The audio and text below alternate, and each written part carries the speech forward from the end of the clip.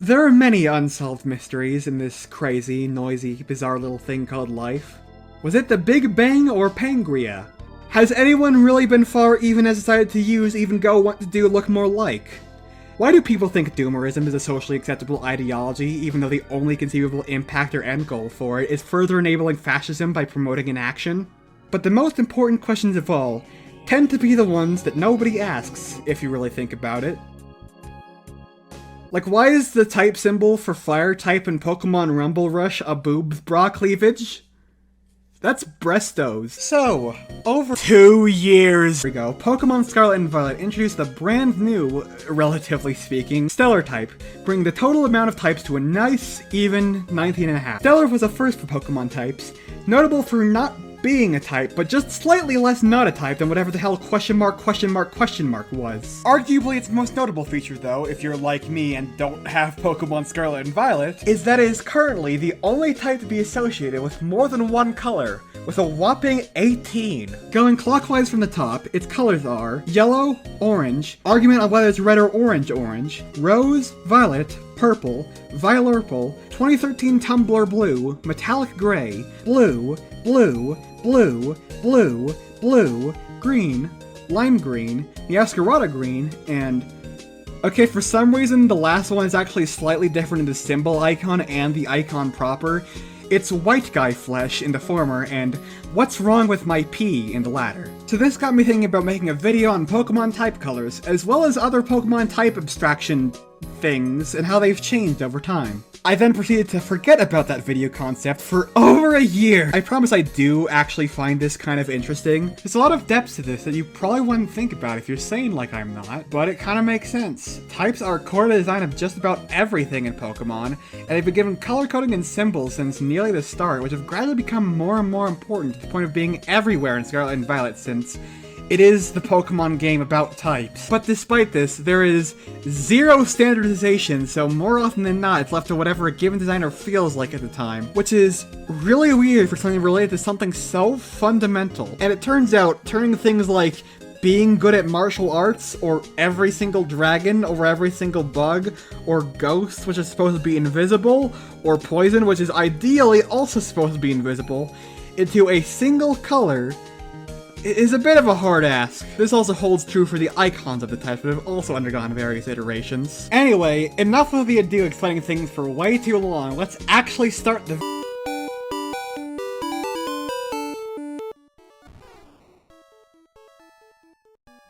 Okay, bad example. Yeah, there aren't any colors because take a good guess, and there aren't any symbols yet because the thought just hadn't occurred to them. Let's try that again. Pokemon Stadium is the very first game in the series to give all the Pokemon types respective colors.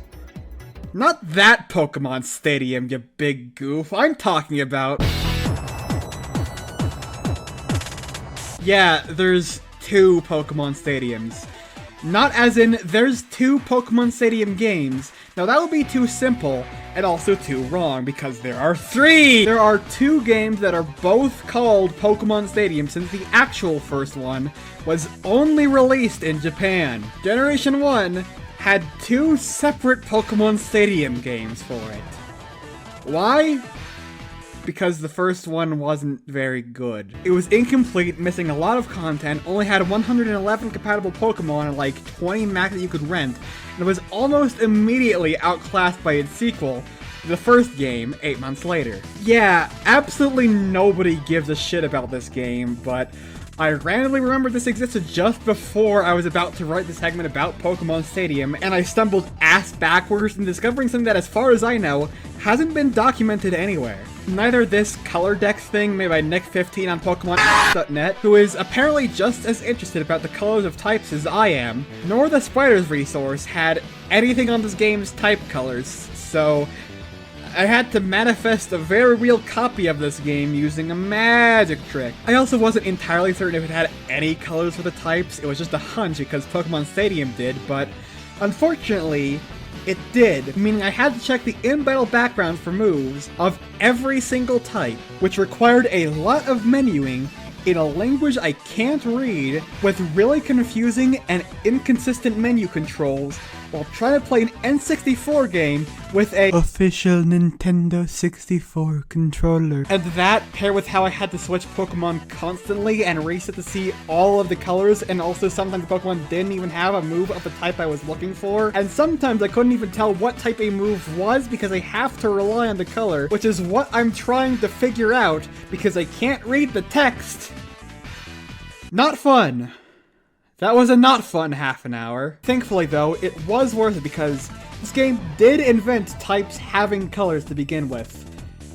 Kind of. We'll come back to that later. As you could probably guess, since this is very early in the series, and since it's also the point of the video, the set of colors used here is very unusual by the later standards of the series. That's to be expected, but it goes above and beyond, like, every invisible assumption you might have been making. Oh, I should probably establish what the colors usually are for the sake of cohesion. Well, I guess less usually, and more so what people generally expect the Pokemon colors to be associated with. I was originally going to put what I personally associate the colors with here and skip to a later section, but unfortunately, I had a better idea.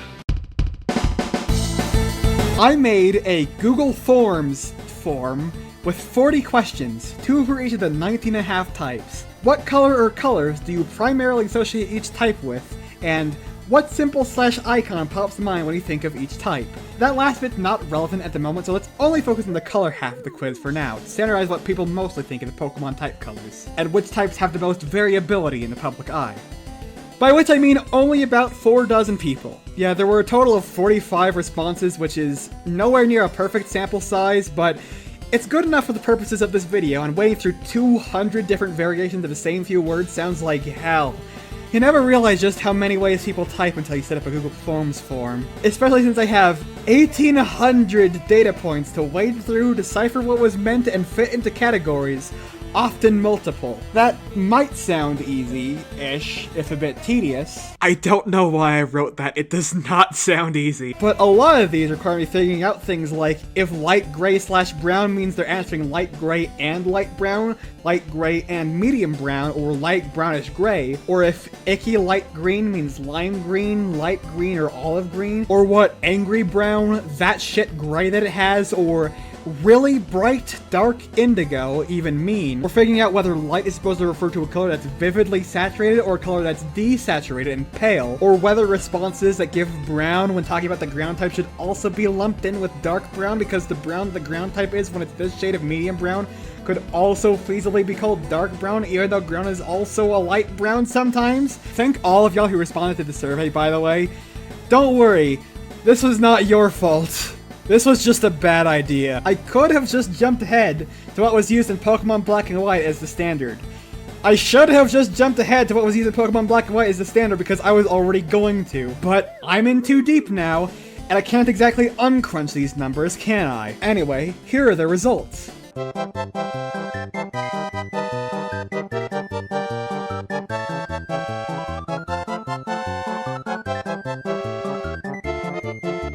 I'm not reading out all of that.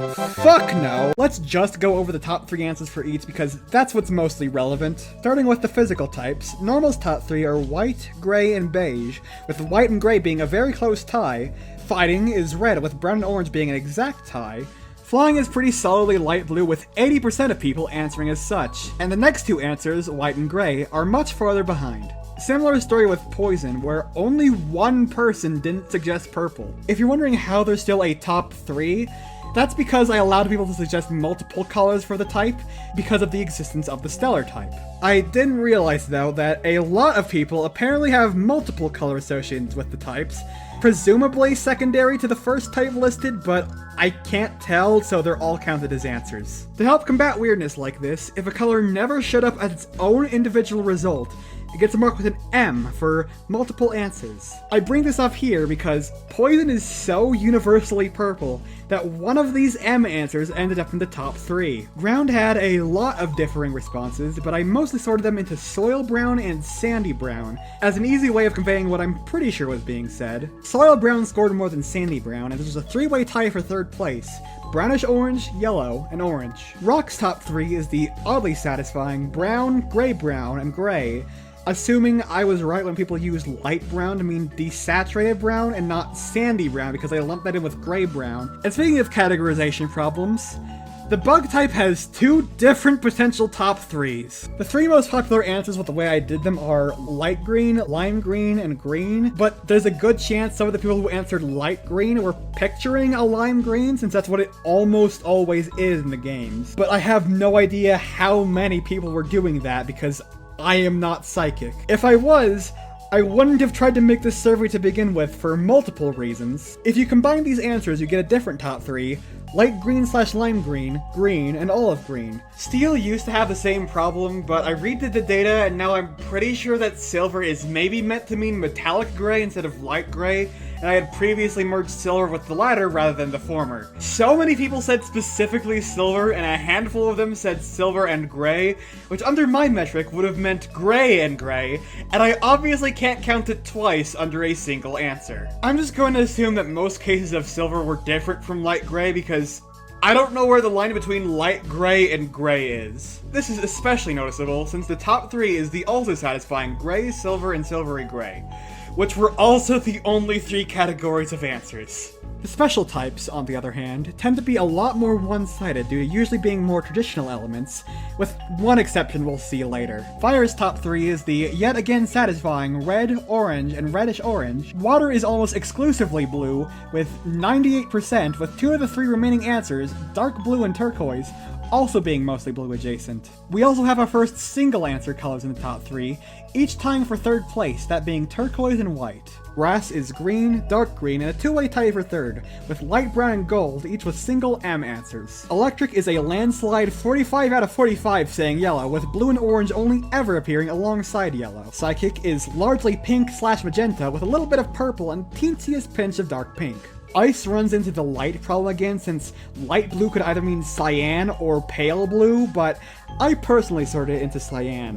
White comes in 3rd with 6 M responses since the first 2 make up all of the responses anyway. Dragon seems to have gotten the most varied answers out of any type, partially because dragon seems to be a hard type to give a color to in general, but also the color that it normally is really hard to describe. This was so ambiguous, it's what got me to do the whole combining answers that you think might be referring to the same color but aren't sure about thing, with royal blue / bluish purple / indigo, and purple / royal purple. 3rd place is tied between gold / yellow and dark blue. And dark is universally black, dark gray, or dark brown. Finally, for the miscellaneous types, fairy is the biggest landslide in the entire survey with 45 out of 45 all saying pink, and the rest all being single M responses tying for 2nd. I don't know how Chartreuse got on here, but I'm like 50% sure it's because of Cosmo and Wanda. Stellar obviously got Rainbow in 1st since it's only ever been in 1 game, and that's kind of what you'd call this, though funnily enough, the 2nd most popular answer was no answer, because they either didn't know this was a type, or because it's the only type you have to spend money to get. 3rd place, blue, is also interesting. I'm not sure if it's because the color of Terapagos itself, or because the color Bulbapedia uses since HTML wasn't prepared for circular multicolor. And finally, the question mark type had a lot of responses that I'm pretty sure referring to the also hard to describe color of this type, with one of the responses being that shit gray that it has, and the next 2 answers are gray and white. Also, I just realized I forgot to ghost the answers for it are dark purple, purple, and lavender. Okay, so now you know what people maybe generally expect out of the type colors and which types tend to be hardest to nail down. I can go back to actually having fun with making this video, but more importantly, let's see what it's like when you're an intern at Game Freak with the unenviable task of making the entire thing up from scratch. Jesus Christ, the video's only starting 14 minutes in. So, since this was the first game ever to give colors to the types, it obviously had to make the whole thing up from scratch, as I just said a sentence ago. I don't know why I said from scratch twice in the script. I don't know how else to word it. And speaking of doing things twice, guess what they also did in this game? Pokemon type colors are so inconsistent that in the very first game they had colors, there were 2 completely different sets. One for the rental menu, and one in battle. No, I don't know why it's set up like that, It just is. Let's talk about the in-battle one first, since I'm assuming it was designed first, since it's very unorthodox. You wanna guess what color the psychic type is? You're wrong, the answer is lesbian. The only types with normal colorations here are normal, electric, grass, fire, flying, and surprisingly, ghost. Ghost seems like it'd be one of the harder colors to convert into a color without precedent, but I guess there aren't really many other colors it could be other than white, and that's already too close to the normal type.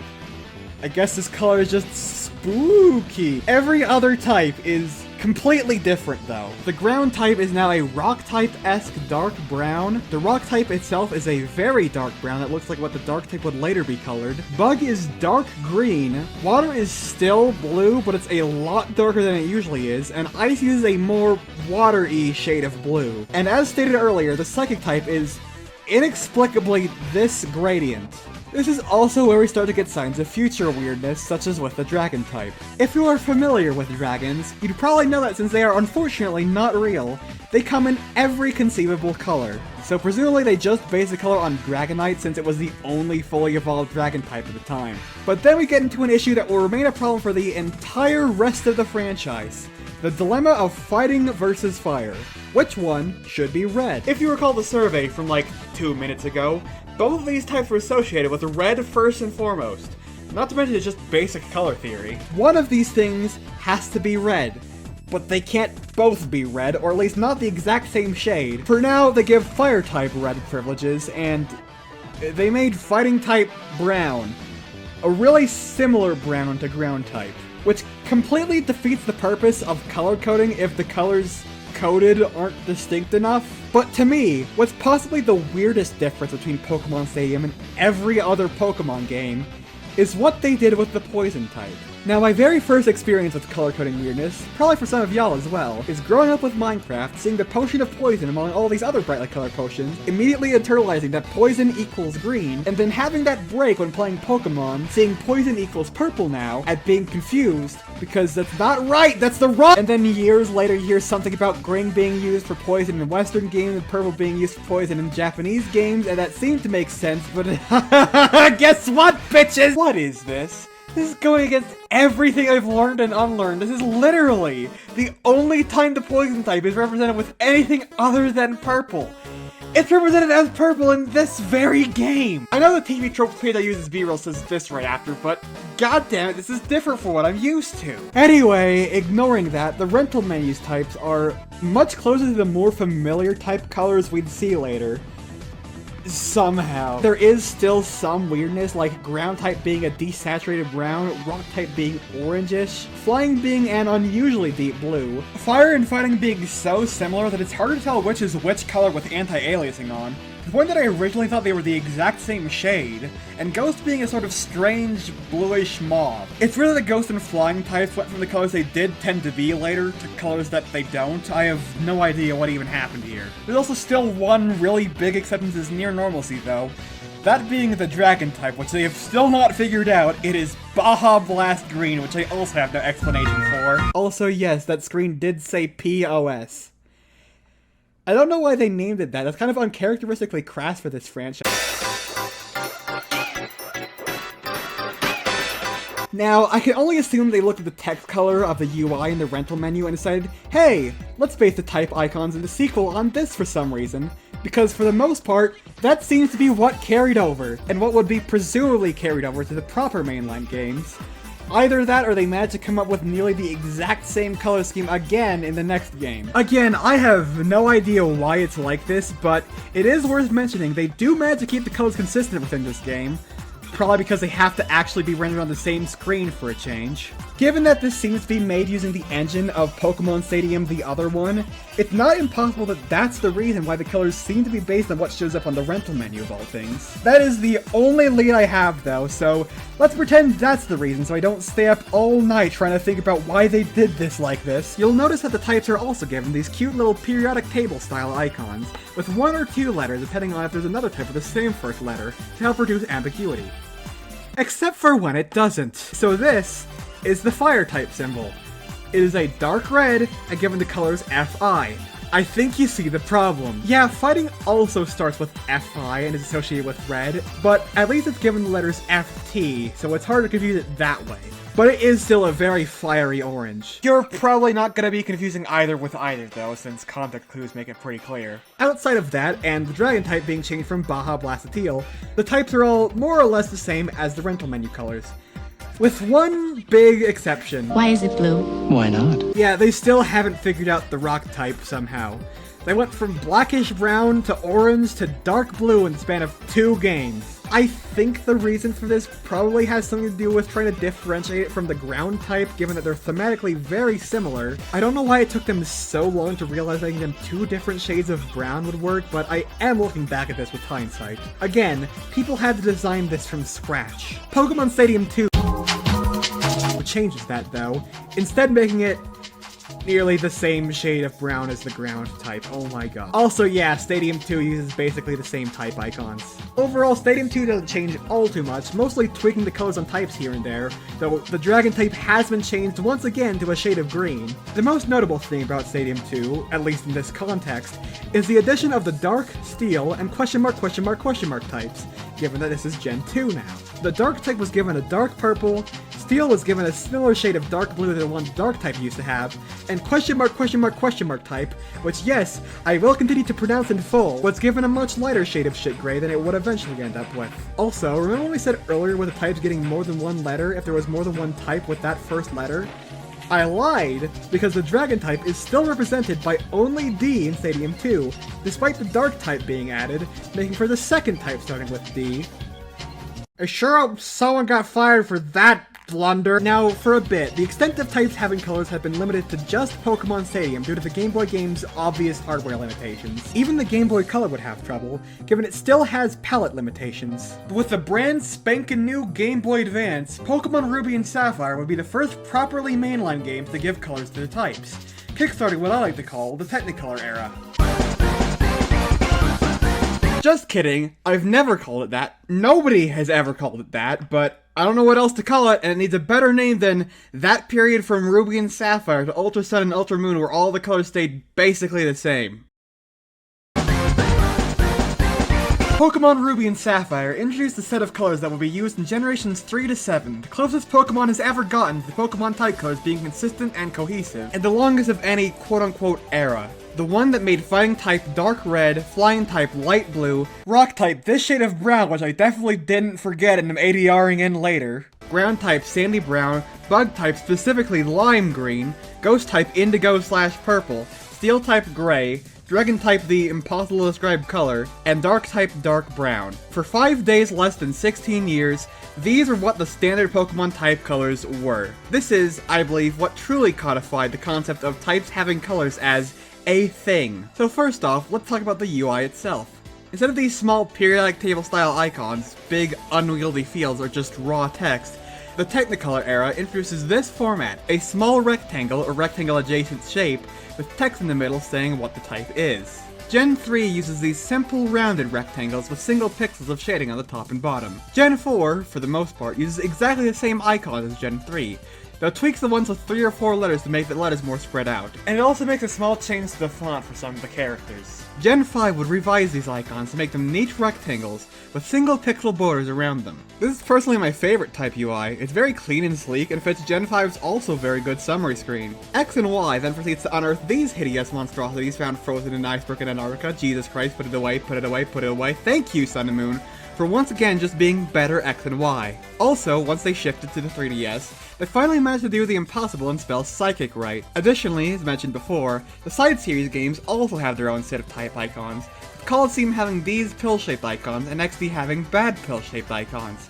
I don't know why they felt like removing the outline, this just looks cheaper. Battle Revolution remembers that outlines exist, and does that with rounded rectangles. And finally, Box Ruby and Sapphire isn't really a side series game, or much of a game at all, given it is a box, but it's listed on Bulbapedia as one, and it gets these rounded rectangles with weirdly vertically stretched text. By the way, guess what? I lied. I lied right to your face. Back up a bit to the Gen 4 UI. You may have noticed a very important type from the having 4 or less characters in the name franchise was not included. What the hell, man? You can't do that. Okay. I don't know why, but knowing what I know now about how much these two's colors change, seeing these two be the only colors that change from the shift to Gen 3 to Gen 4 using nearly the exact same sprites, it is just hilarious to me in the way only a slight UI change can be. Also... Nintendo! What the heck is this crap? Pokemon Battle Revolution for the Wii is, even though a Diamond and Pearl spin-off uses the colors used in Pokemon Ruby and Sapphire for fire and fighting. What the heck, Nintendo? You're going to lose so much money. This is dog crap. What the hell? But yeah, the point is that I lied. The types do not stay the same over this era. There are slight gradual tweaks visible in plain sight if you look really intensely at this table. The normal type goes from this shade of beige to a light gray. The flying type gradually becomes more saturated, and the ghost type goes from purplish indigo to bluish indigo. And Pokemon Box Ruby and Sapphire makes the normal and rock types unusually saturated and the water type more azure. Utterly galvanizing! Also, while I was writing the script, the Wikipedia page on types was modified, giving Ruby and Sapphire its own category, because in those games only, the text of the dragon type is inexplicably 1 pixel lower than the rest of the type icons. And that is the only difference. I kinda just assumed this was somehow a Pokemon Snakewood thing, since it's in line with everything else in the game. Especially since the type icons are already bugged and the text isn't given shading. Thank you, ABC Boy, for reminding me that's probably not how that works. Yeah, that's all I really have to say about the Technicolor era. While I'd love to talk about it more, given it's the longest quote-unquote era of Pokemon type UI, that's also kind of why there isn't much to say. It's exactly as boring as you'd expect it to be, since they basically had it figured out from the start and didn't feel like changing anything or doing anything with... Are there games missing? I feel like there's games missing. There's a game or two missing. Am I telling you what's going on there? Are you doing this thing where we're going out of order to make things seem even the slightest bit cohesive and not just pure spaghetti design chaos? 2! Fuck me running, there's 2 of them now. So, Pokemon Fire Red and Leaf Green uses this very different set of icons in its summary screen, where the Flying, Poison, Ground, Steel, Dragon, and question mark types are randomly given 2 colors split down the middle. Flying is given light blue and beigeish gray, Poison is given magenta and purple, Steel is given beigeish gray and dark blue, Dragon is given blue and red, question mark is given light blue and magenta, trans rights, and Ground is this ugly combination of piss yellow and brown. Also, dark type is blue now. Why is it blue? Peppermint. Interesting. I thought so. This might seem like complete nonsense, but there does seem to be a reason for this. Keyword, seem. Look very closely at each of these bicolor types. Each half of these types shares its color with another monocolor type, including the top half of the ground type color, which for the longest bit of this video's development I thought was its own unique color. I was gonna have this whole section about how weird it was like that, but it wasn't like that. I could have sworn that I color picked it, but apparently I didn't. It just looks really weird like this. Some of you might have realized what's going on here. Tiles on the GBA are limited to a maximum of 15 colors from a given palette plus transparency. So instead of using a different palette for each type that had to be rendered on screen, they used a single palette that would be shared by every type. But since there were more types and there were colors available, some of the types had to use 2 colors at once, so they wouldn't have exactly the same background. This seems like a pretty clever solution to the problem of the GBA not having enough palettes. Except who said anything about the GBA not having enough palettes? Remember, Ruby and Sapphire were able to do this with 0 trouble because the GBA has 16 palettes for both the background and the sprites. So I checked in a GPU viewer to see what the hell was going on. It also loads all of the type colors at once, even when it doesn't need to be rendered, but it still has room. The only difference here is that Fire Red and Leaf Green, for some reason, uses background tiles instead of sprite tiles for this. As far as I can tell, this was only done to solve a problem that wasn't a problem because they had already solved it better. And what's even more inexplicable, okay, actually less inexplicable but still weird on the surface, is that these type icons are reused alongside the Ruby and Sapphire type icons in Pokemon Emerald for exactly one place, which is showing you what type a TM is when you click on it. I mean, there's technically two different type color systems in this game too. I'm assuming this all has something to do with using background palettes instead of sprite palettes, which kinda makes sense for the TM menu in Emerald since it wasn't like this in Ruby and Sapphire, and they had to insert a type icon somehow, so doing something on the background layer instead makes sense since there definitely aren't enough palettes for all the standard type icons here. But Fire Red Sprite RAM, the place where these type icons come from, has 4 completely blank palettes, a completely redundant palette, and 4 palettes where less than 4 colors are even used. There was definitively not a reason to do it like this. This does at least explain why they made the dark type blue, since its color makes the bottom half of the steel type, and it looked a bit weird if it were colored like it used to be. And it also kind of explains why the bug type is this unusually garish green, but honestly they could have done without doing this since the electric type would have made a much better top half of the ground type anyway. The bug type looking like this might have even been a mistake. Okay, so I had to make these assets due to Vegas Pro not letting me scale them down properly because Vegas Pro is a terrible program, don't use it. And since I was using the previous instance of having to do this as a reference, I noticed that this extremely bright green is the exact same color as the highlight shade the bug type used in Ruby and Sapphire. Which, on top of it maybe meaning that it being like this was a mistake, maybe, potentially, but it also means that they definitely maybe designed this after the Ruby and Sapphire type icons, as not a holdover from some weird beta prototype or something. And on the topic of things I had to correct because I thought the top half of the ground type was its own unique color at first, remember what I said about how there are 15 colors per palette? Well, if you count up all the colors that are actually used in these type icons, including the text, you get 14. I didn't notice this the first time since, again, I thought the top half of the ground type was a unique color, and I counted 15 colors across all the types, but since that's wrong, that means something else is fucky. And indeed, in the GPU viewer, there's a grayish color between the colors used for normal and rock that I don't think is used anywhere. Normally these games use either black or magenta for unused colors. I don't know why this is here. That also means there could have been one less type that had to be 2 colored, but they didn't do that for some reason. And that's not just a hypothetical. No, I actually did this. I went in Hex Maniac Advance and I made use of the unused color slot for the steel type. And I also tweaked a few of the other colors around in a way that, in my opinion, works a lot better than what they did. Thank you, Hex Maniac Advance, for being way better than all the shit I had to use like 6 years ago that caused everything to just constantly fuck up all the time. Also, no, I don't know what the rainbowy balls are for, they're just kind of there. This is all completely buck wild across the board, and I desperately hope there's something I overlooked that makes any of this make any sense. If there's someone watching who knows more about this, or just wants to pretend they know more about this, please just say anything, and I'll probably believe you. I need something tangible to grab hold of right now. It gets weirder though, because for some reason, in Gen 4, there is a Pokédex exclusive type icon set. I don't know why, and what's even weirder is that Fire Red and Leaf Green's 2 colored types managed to find their way into this mess. Except it only uses 3 of the bicolored types, Flying, Ground, and Dragon. Though question mark type doesn't have an icon in the dex anyway. The rest of the types are taken from the Hoenn games, which you can tell because electric is a lot less orangish, and the dark type is brown, and also the fire type is orange even though it was changed to being more red in this game. What the fuck is happening? This is all so niche yet so far removed from reason that I have no meaningful commentary about it anymore.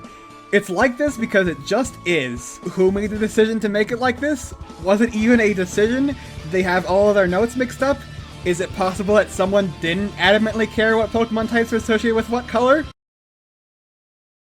That can't be possible. Outside of this weird road bump, the Technicolor era was still overall the most cohesive and longest lasting era of Pokemon type UI.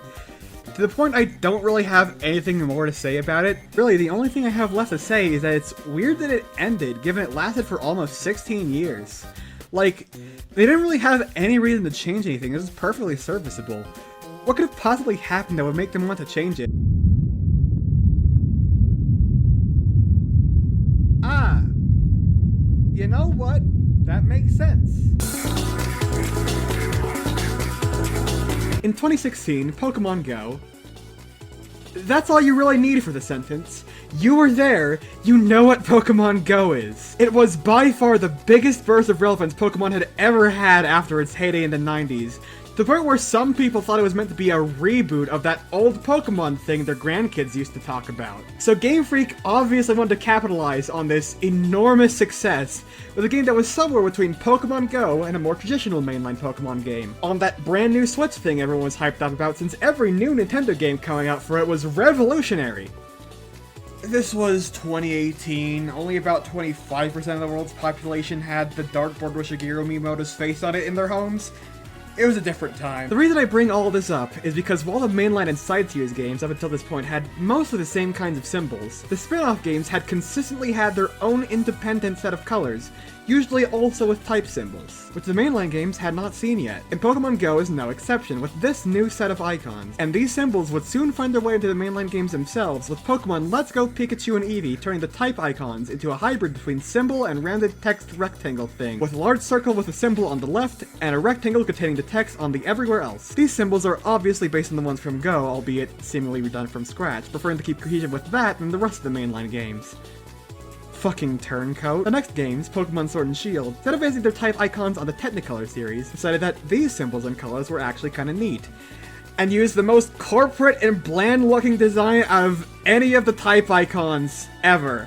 I hate it. They're boring rectangles with a teeny tiny bit of color on the left where the symbol is, and the rest of it is an extremely dark version of the color to the point you can barely tell, and there wasn't really a point to doing this like this. Anyway, oh my god, Fire-type, will you please pick a lane? Fire-type is back to being orange again, and its counterpart is now light red. Ground is also now a shade of orange, and Steel is now this metallic blue, which I do actually kinda like. Steel is metallic gray is a lot more distinct from the normal type, which also has some color weirdness going on in Go and Let's Go only. Similar to Stadium the other one, all of the type icons have subtle gradients of different shades in the same color, except for Normal, which is a gradient of its old beige and medium gray. I guess they couldn't decide which was a more perfectly generic color, but they did eventually settle on medium gray in Pokemon Sword and Shield. And speaking of colors changing, there are 2 cases where that happened 3 times in a row in this era. Dragon and Dark were initially given dark blue and black respectively. These were inexplicably changed in LGPE to a very steel-adjacent desaturated blue for Dragon, and dark bluish gray for Dark respectively. This was changed back in Sword and Shield to a very water-adjacent desaturated blue and black again. On the topic of the water type, it's worth mentioning that the exact shade of blue used changed from this beautiful, vibrant blue that's not quite like any other color the water type has been up to this point, to whatever the fuck this is. But anyway, as you've probably noticed, and that I've also said a few times now, that's only the first half of the bits relevant to the type icons because of the brand new type symbols, so we could actually finally talk about the other thing this video is ostensibly about. Except, small problem, the history of type symbols didn't start here. Yes, this is the first time a mainline game has used it for UI, but it's not even close to the first time a mainline game has used it in some capacity. And the history of Pokemon type symbols in the mainline is much more complicated than it has any right to be. So let's finally go back to where the entire concept of types having anything symbolic outside of plain text comes from, taking us all the way back to 1996. You ready for another mid-segment diversion? You fucking better be!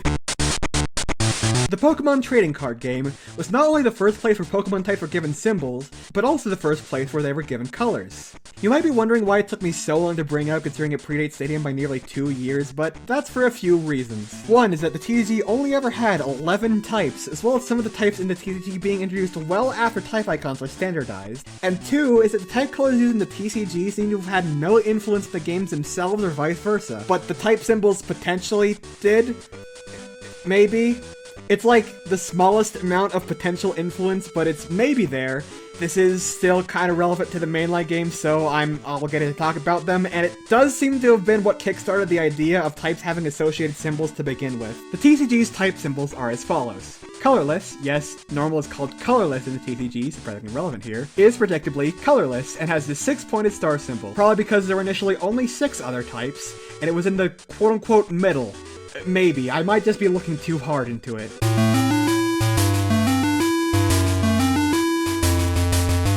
Fire and fighting are also both types in the TCG, with fire being a red flame and fighting being a brownish-orange fist. Grass, water, and lightning, yes, it's called lightning in the TCG, are obviously a green leaf, blue droplet, and yellow thunderbolt respectively. And psychic, oddly enough, is a purple eye. This is why I say it likely didn't influence the colors in the games, seeing as psychic is consistently magenta in there, though that might be because poison, a type that isn't in the TCG, already takes up that slot. Partially related, for some reason poison used to be represented as psychic for a really long time in the TCG, seemingly only because it was represented as purple in the games. Prior to Diamond and Pearl, it was grass, and after Sword and Shield, it was a much more fitting dark type. So yeah, Pokemon type coloration actually had an effect on gameplay. Maybe. Also, if you'll recall the survey, this was the reason purple scored so high, and in fact several people seem to have noticed this, specifically stating purple like the TCG. Gen 2 brought us Metal and Darkness, yes they're called that in TCG, which are a gray, weird abstract triangle thing and a dark blue crescent turned 90 degrees. In 2012, the year the world ended, the TCG introduced a dragon type after years of it being represented as colorless. Except it's a weird pseudo-type since it doesn't come with a corresponding energy and instead uses copious amounts of other type energy. And that's not even the weirdest thing about the dragon type, because despite the dragon type having existed in the game for years as the color with no name, here it is inexplicably gold. Why? Who knows, but it is a fitting color at least, and needless to say the type icon is a dragon. It is also presumably why gold got the most amount of non-bluish purplish-ish related answers. The next year, the not yet discontinued fairy type was introduced, having this pink flowery thing as a symbol. For those curious, after it was discontinued, the fairy type was folded into the psychic type, which I don't know enough about the TCG to know if that's an ignorant statement, but that kind of feels like how it should have been from the start. I don't know, I'm kind of just babbling words that I'm pretty sure make sense and hoping that something sounds like a vaguely agreeable take, even though I have no idea what I'm doing. And on that note, you may be thinking, hey, you already talked about the ugly type icon in this game. Why are you going back here? There's no symbols. Oh, we're not going back to the type icons, buddy. We're going to... Yes! Really? This is, to my knowledge, the first time in a mainline Pokemon game that all of the types have been given symbols. Thank you once again to Bulbapedia, and more specifically the user Team Rocket Grunt for being the one to realize this, as well as Starbolt Arts on Tumblr for this phenomenal recreation that somehow only got 2 notes, and they are both from the guy that posted it, which is fucking criminal. Also thank you to Venmo Walt on DeviantArt, because while this is much worse quality, it does help with connecting which symbols correspond to what, which as you'll see isn't always obvious. But that's for a bit later, since obviously most of these symbols have some relation to the TCG, right? Otherwise, what was the point of me talking about the TCG? Psychic and Dark kinda look like TCG equivalents. They don't keep the colors, but the Dark type one is kinda close since its color is different. Yep, those are the only threads. Everything else is either too obvious, too new, or too what the fuck did they do with the dragon type? Guess what? I lied about the Technicolor era again! Even because even its type icons are consistent, almost everything else about it just isn't. Nothing is ever consistent, and nothing will ever be consistent. Fairy type is blue now! We'll get into the true extent of just how bafflingly inconsistent the Technicolor era was outside of the type icons later, because we're already one tangent deep, but for now, let's just run down the list again. Normal is a desaturated purplish and is concentric rings that are maybe connected, but different interpretations are a bit fuzzy on it. We'll get to that later. Fighting is a fist that vaguely resembles the one in the TCG and is the same color at least. Similar deal with fire, but water and grass are completely redesigned versions of basically the same shit. Electric is obvious, Psychic and Dark I've already gone over, but steel is now this 45-degree square. Okay, angle is a bit subjective in this context, but that's probably how it's meant to be read. The fairy type is blue, and you can only tell it's the fairy type because of the fairy symbol, but the dragon type is pink now and looks nothing like anything. If you've seen this set of fan type icons floating around that are inexplicably based on this background detail, presumably because before Pokemon Go is the closest thing we had to full type symbols in the mainline games, you'll notice they managed to mix up fairy and dragon because despite the fairy symbol being a fairy, not only is the symbol the dragon type uses very similar to the fairy's TCG icon, but the colors for both almost look like the colors that they'd normally be associated with in reverse. Why is it blue? It's not. But yeah, I don't know if this thread from the TCG is real or not. The psychic type being an eye is pretty obvious, but the dark type symbol is a lot less so, as we'll see later. But as for the steel, dragon, and fairy types, though, yeah, I have nothing. As for the rest of the non-TCG types, ice is this weird-looking snowflake, flying is a pair of wings, ground is this brown hill, poison is 3 poison bubbles, similar to the effect that happens when you take a tick of poison damage, ghost is a ghostly aura that's a much deeper purple than the poison type now, and rock kinda looks like the metal icon if you look at it from the right angle and are also colorblind. Also, the bug type looks like a lime green beetle, which I accidentally cut out of the script. I keep forgetting at least one type. I don't know how this keeps happening. This even happened with the survey. I forgot the dark type for the first few minutes, and so there's just 2 answers with no data for the dark type. Okay, this isn't in the script, so what I was originally gonna do as a thing that wasn't in the script is just like, I was looking for this, and I wanted to like search that in real time and just like look at a bunch of these like weird fake like fan type icon sets. Or like, look at this, they added so much shine to it for no reason. This is like an extension of like the TCG set, except they've also added 4 brand new types, like the sound type, which I hate the sound type, by the way. I hate the sound type. If the sound type has one hater, it's me. I hate the sound type. But yeah, I wanted to like do that, but then like the footage for it was completely god-awful, so I'm doing it again. Like it was half a pixel per pixel. I had it like that because I'm poor and don't have Discord Nitro. But anyway, here we have this. I don't know why they could only like afford 3 colors at the printer. Why does it look like this? It looks like something you'd see on the side of a plumber's truck. We help you with everything. We help you with your plumbing, we help you with your heat, we help you with your grass, we help you with your dragon, we help you with your fairy.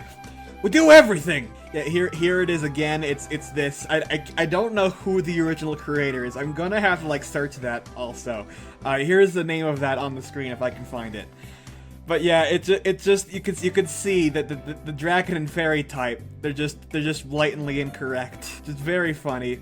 Oh, this seems to be based on, interestingly, and it has the brand new cosmic type and plastic. I'm sorry, plastic. The plastic type is gonna hit. It's the fucking most powerful move, microplastic beam. Okay. Okay, a lot of things. Why is there a random crosshair here? Why is there a question mark here? Is that supposed to be like, it's like dragging the fairy type onto it because it maybe wasn't a thing yet? This is like the 2010s version of So Retro, if that makes sense. Like it's not a 2020s style of So Retro. It has the aesthetic of a Flash game you play on like the Transformers website. That's what this looks like. That is a fucking blast from the past. You know what I remember?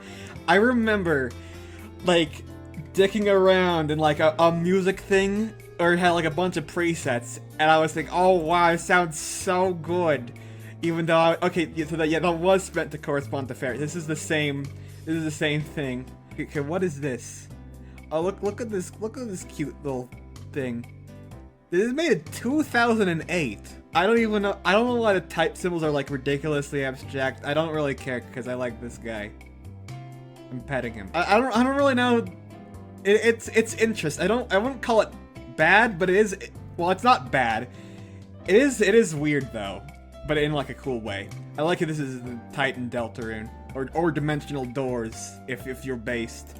Oh yeah, this is the one I saw in the bit. It looks fucking. It looks malnourished. I don't know why it looks like that. Okay, so this is another TCG extension. They've got like all of the TCG stuff here. Like there's a very stark contrast between this and this because it's all very. You can see it got thinner bits. This one's interesting because it includes symbols for not just the types but for like other concepts and stuff, which is actually kind of cool. I like it. I like how the normal type is a star. I don't know why I like that. I just vibe with it. I just vibe with it. I just think they're neat. What the hell is this? What is dribble? Sorry, I got distracted from the 2 colored types things. What is dribble? Dribble. Okay, fucking whatever. But you see the dragon and poison are two colors. I like how it does like the green and purple thing, which is what I was mentioning earlier. Okay, dark villain, poison grunt, ground ruins, rock fossil. What does that mean? Are these like symbols in the TCG that are like pre-existing? Because that would explain why rock doesn't really make that much sense. And then I don't even know what question mark is supposed to be here. I don't know if I mentioned this, but yeah, this is one of the first ones I saw where it was like it's like all French and stuff.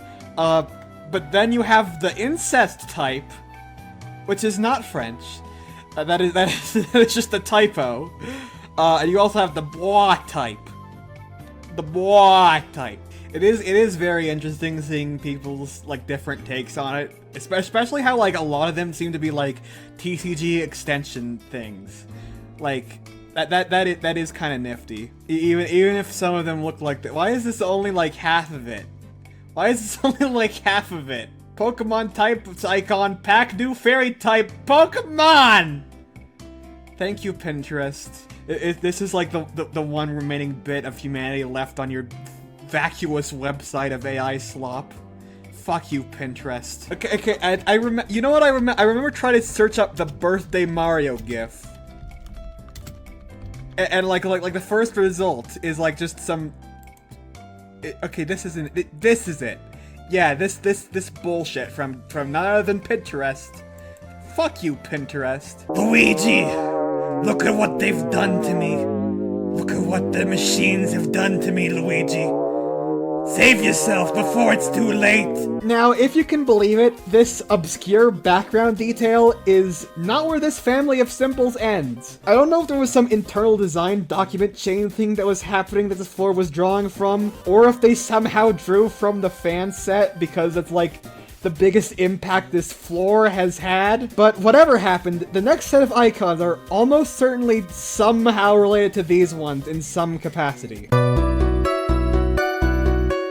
Take a look at these icons.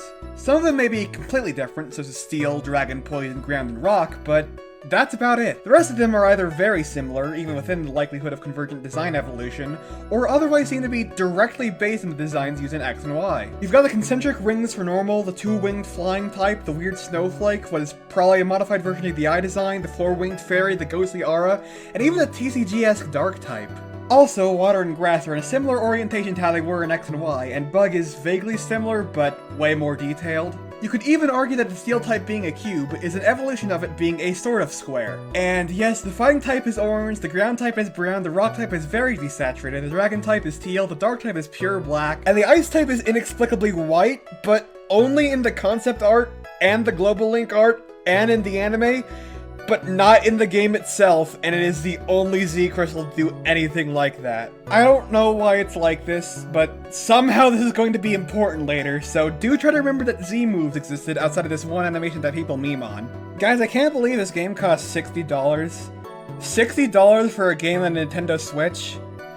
Guys, this game cost $100 and it was on the Nintendo bitch. This is unreal. It literally cost $1 million.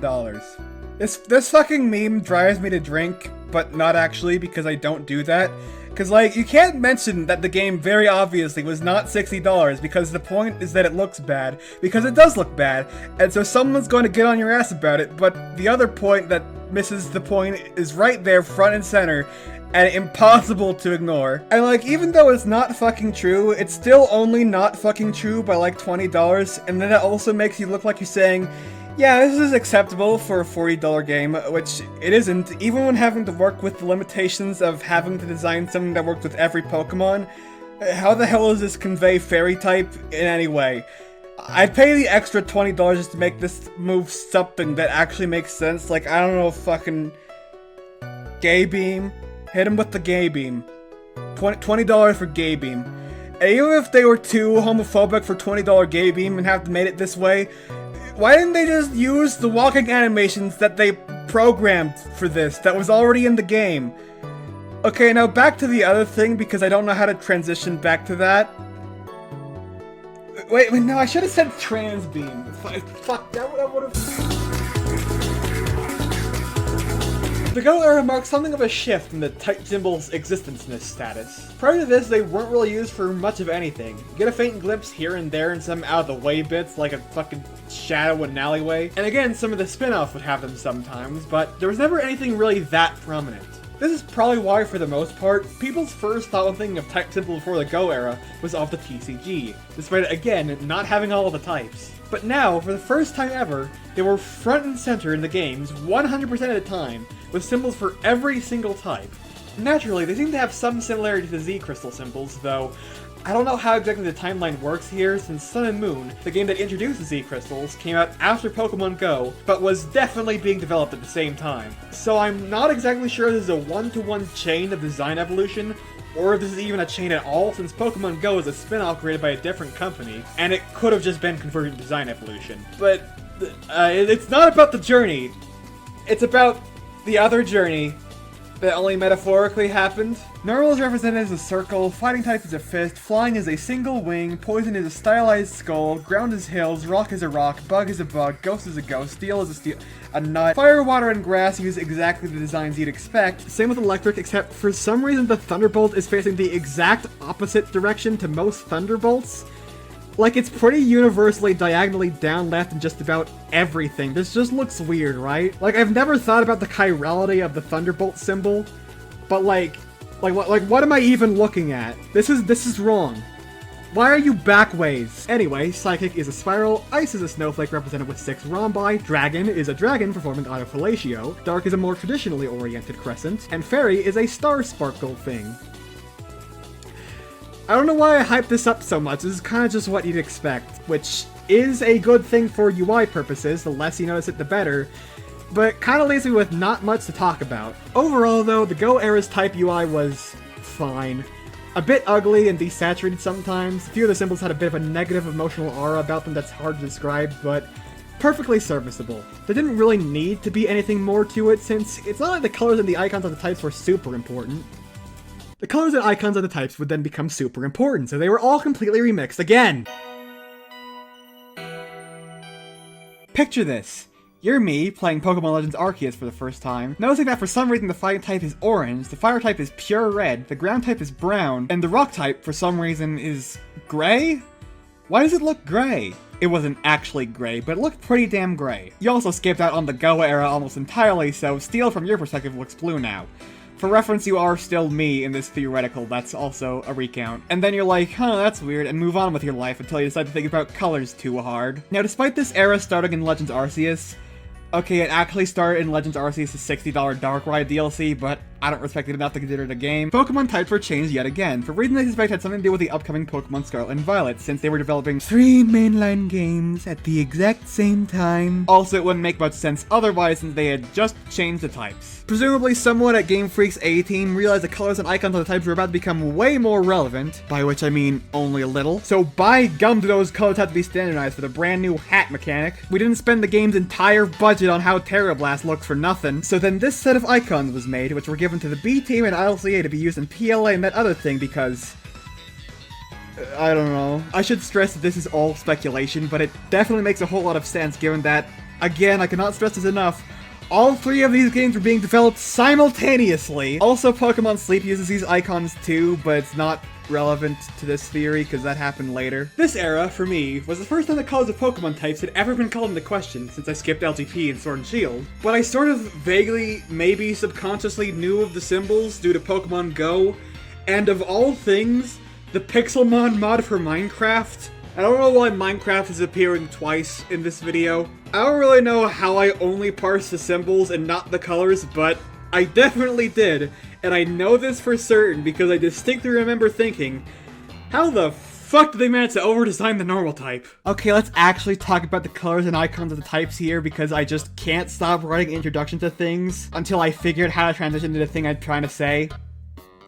Or I could just do what I've done several times here and start off by talking about fire and fighting. No, your eyes do not deceive you. Fire and fighting are at the weirdest they have ever been since Stadium. Unless you're red-green colorblind, in which case I'm not sure why you clicked on this video. Fire is a reddish orange in BDSP and PLA, later only reddish red in Scarlet and Violet, and fighting type is a bright orange. Somehow, Fighting has ended up with a color really similar to what fire used to have, and fire does not have a hint of orange anymore. And speaking of types now looking similar to how different types used to look, there's something I've been completely neglecting to mention for a while now because the change is kind of only obvious in hindsight. Starting all the way back to the Technicolor era, the rock type has been getting gradually more and more desaturated. Combine that with how PLA's colors in particular are generally darker across the board, and that the colors only take up this square of the icon, it looked to me like they had made it gray at first, which was really weird. But yeah, if you'll recall back to Gen 3, this is really similar to what the normal type used to look like. Ground is now a very dark brown, Ghost is now dark purple, Dragon is once again royal blue, and Dark is now an extremely dark brown. Also, Stellar type exists now, but I went over that in the intro. Also, the types are all, for the most part at least, very saturated, which looks really nice. I really like what they did here, it makes all the colors fit together really well. Even though the saturated ones still have a very nice looking contrast with the rest. As for the type icons, normal is represented as basically the same thing except they added these little nubs for no reason. I don't know why, and it's always kind of bugged me. It just feels like they did it just for the sake of changing something. Fighting is still a fist facing forwards now. Flying is a different, more aerodynamic looking wing design. Poison is now some bubbles coming out of some ooze. Similar looking to design used way back in Diantha's room. Ground is now two hard to describe floor rectangles and some particles of probably dirt. Rock is a different rock, Bug is a different beetle, Ghost is a different ghost, Steel is now various metal plates, Fire is now a slightly different flame, Water is basically exactly the same, and Grass, for the first time ever, is grass, not a leaf. I guess they realized it was weird for the type called grass to be represented by something that's decidedly not grass right next to the text that says grass, but I really would not have noticed that if it weren't changed. Honestly, I kind of prefer it as a leaf given its visual cohesion with the other two star types with the point and the round. This is just points and a flat, it's weird. Come on, the Striaton Gym understood this. Also, this does predate Diantha's 4, but it's only 3 types and they were all in the TCG anyway, so who knows if this is even relevant? Electric is a thunderbolt facing the right goddamn way. Psychic is a weird, wavy hexagon. Ice is still a snowflake, not a more conventional orientation. Dragon is another dragon. Dark is this eye thing. Fairy is a fairy again. And last but not least is Stellar, which is actually pretty interesting. Its icon is based on a turtle shell and an allusion to Terapagos.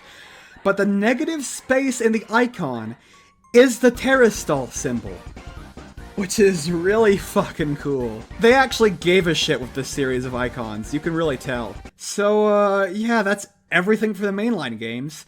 Glad we got to finish this journey through every type, color, and icon with something actually interesting.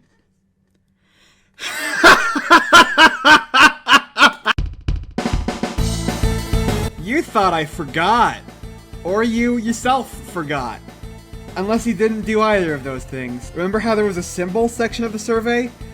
Here it is!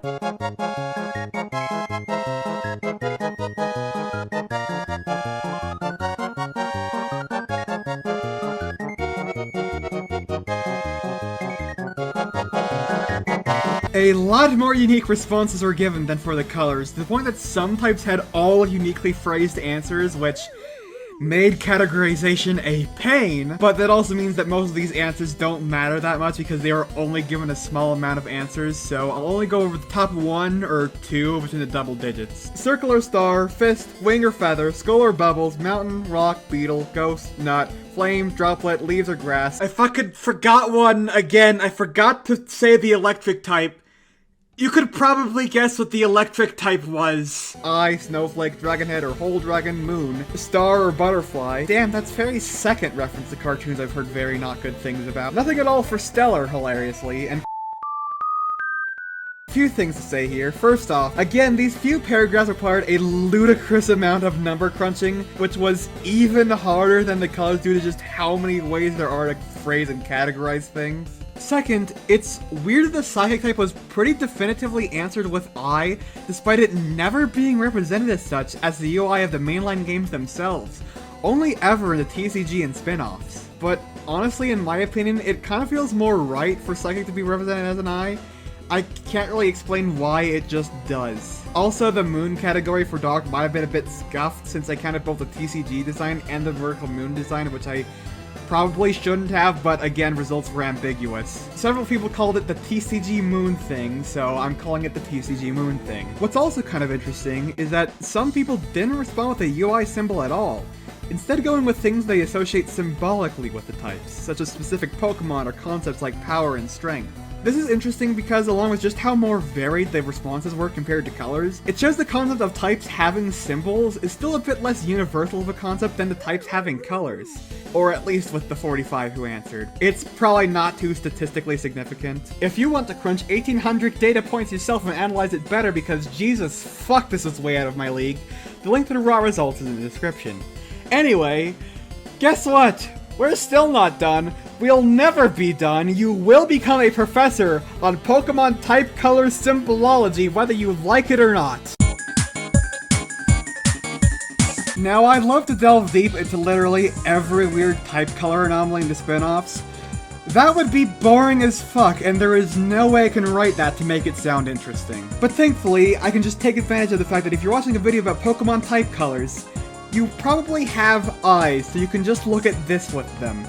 There's only so many times I could say electric is a yellow thunderbolt without feeling fucking miserable. Oh my god, why are their games missing this time? Okay, aside from the fact Pokemon Go is missing, yes, that is a real game, because Bulbapedia doesn't have type icons for it, even though they are definitely distinct from Pokemon Terra. Also a real game, because by the way, there's a series of Japanese exclusive arcade machines that has its own design chain of type icons. No! Aside from all that, there are still two sets of type icons I'd like to talk about because I actually have stuff to talk about with them. For better or for worse. Pokemon Rumble Rush was the 5th entry in a spin-off series I only know about because my mom tried to give the 3DS one to me even though I only had a DS at the time. And when I did get one for Pokemon X and Y at a Chuck E. Cheese, I literally never picked the game back up, so the spin-off series is an anomaly to me. Not helping things is that this entry has been unplayable for 5 years and was only active for slightly over 1, because game developers really like pulling funny pranks on people's money. Now, if you've been bored out of your gourd with this entire video because everything's roughly what you expected it to be, that makes sense. For the most part, the symbol design's been pretty good, and at worst just passable.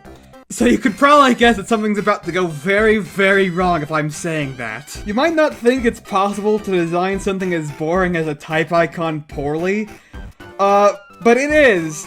It very much is. First things first, they're all given 2 colored squircles. That all looks so cheap, you gotta wonder if that's why they were blatantly begging for your money. Normal type is white for the first time, and given this weird sphere with lighting, I don't know why they did this. It's inconsistent with all but one of the other icons because it only works if the background is white. Fighting is this 8-pointed star looking like a hit effect, which is kind of interesting. Flying being a wing wouldn't be notable if it weren't for how it breaks up the pattern of some of the types being abstract geometric patterns and instead of more literal symbol. Unlike Poison, which is this weird 8-pointed spiral that's a bit more detailed than most of the other icons for no reason, particularly the ground type. Which, holy shit! I mean, what do I even say here? It's half a rectangle with the bottom 2 edges rounded, but rounded in such a way that the margins don't match with the flat sides. And on the topic of margins, they are also very inconsistent. I didn't even bring this up because it wasn't something I noticed until now, but usually, the designs of the icons fit roughly the same squarish profile to keep the design consistent. I don't think profile is the right word, but whatever, the point is this game does not do that, as you can tell. And even then, when 2 types should have the same distance from an edge, they just don't. Which is very noticeable between the ground type and the rock type. Despite it also having a flat bottom, it's over twice the distance ground was from the bottom edge. Also, it's a gray mountain now. Bug is sort of understandable, being a green butterfly, though it's more of a minty green than usual. Ghost Obligatory Ghost has teeny tiny face details that aren't like anything any other type does. Steel is what's presumably supposed to be an abstract steel plate, which is okay, I guess, but it has the smallest profile of any of the types. The fire type... This was meant to look like a flame, right? How do you fuck up a flame so bad it looks like a bra? Like, genuinely, could you not decide between making it abstract like half of these types and making it literal like the other half? So you went in between and accidentally drew somewhere I'd like to be in between, is that what happened? The water type is only slightly less sexual, but I still have no idea what it's supposed to be representing. And the grass type has no innuendo to be made about it, unfortunately, but this is the first time it's been represented as blades of grass. The electric type, for no reason, is this 4-pointed shuriken-looking thing. Instead of the thunderbolt, it always is. The coin they flipped for each of these designs landed on abstract shape again for Psychic, this time with better results, since Psychic at least makes sense to be abstract. Ice type is a snowflake that is excessively detailed, way more than any other iteration, which also makes it inconsistent with the rest of the types, which either have moderate detail, little detail, or in ground type's case, none! Although I guess that would make it consistent since every design is inconsistent. Dragon type is a teal dragon head. Dark type is now a 12-pointed star on desaturated indigo because why the hell not? And finally, the fairy type is a heart, bookending this train wreck with the only other type to have lighting, which doesn't work here because these icons only have 2 colors and the background is pink. And also it's off-center. Jesus Christ, what is any of this? Everything is inconsistent. The abstractness and literalness, the level of detail and lack thereof, the line width, the margins or hitboxes or whatever, the fact that only 2 of these types have lighting and the rest of them don't, the accidental visual innuendo, and most importantly, how a lot of these symbols don't even try to convey the types they're supposed to be trying to convey. I'm not a professional designer or anything, but I can definitely tell when the average amount of shits given per second was in the hard negatives. The literal only things they managed to keep consistent was the squircle, the line width of the border, the fact that there's only 2 colors, and the shade of black used. Which is really nothing to write home about, especially since the style is still extremely cheap looking. But at least they almost got the bare minimum. I should probably stress that it is not that big of a deal that the type icons in this game suck mega ass, since it doesn't affect the gameplay that much. Probably. I wouldn't know because, again, the game got sent to the Mario 35 zone. But yeah, don't worry, I'm not being that guy who judges an entire game based solely on a handful of cherry-picked assets for the sake of YouTube content and free engagement. And on the topic of things most Pokemon fans have never said before, remember new Pokemon Snap? You've seen the worst of what type symbols can be, but now get ready for... Okay, I don't think I call them the best because I don't think best is even applicable to type symbols, but they are definitely different in a cool way. New Snap, for starters, uses a standard circular border like what most spin-offs use, keeping roughly the same margins for most of the types. That's all pretty standard stuff, but there's one more thing it does to keep all of the symbols part of the same style. All of them have a diamond design somewhere in them. I don't know why they chose a diamond. I have not played Pokemon New Snap. New Pokemon... Fuck... The one on the Switch. Going down the list again, normal is a circle with a diamond-shaped hole in the middle, fighting is a fist rotated 45 degrees to fit a diamond-shaped frame, and is also a desaturated red that kinda makes me think of yet another Minecraft-related thing, which is, of all things, conductive iron from the Ender.io mod.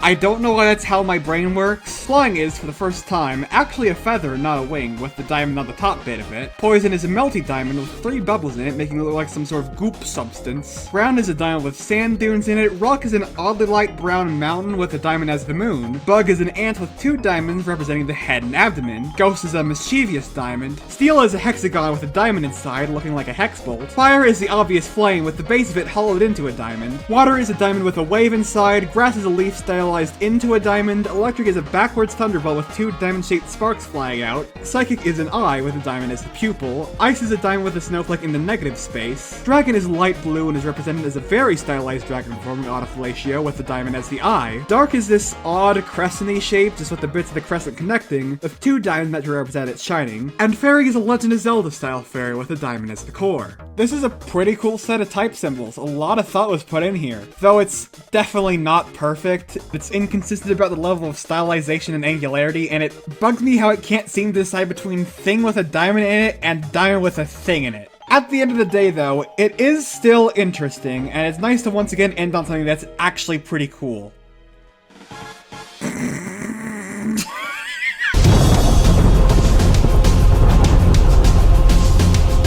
That's probably where the video would have ended if Bulbapedia was the only website on the internet, but there's somehow even more! The anomalies get weirder and weirder the deeper you look, and even less consequential, but I have to talk about it because that's what the point of the video is! Remember what I said about the color decks way back at the start of this video?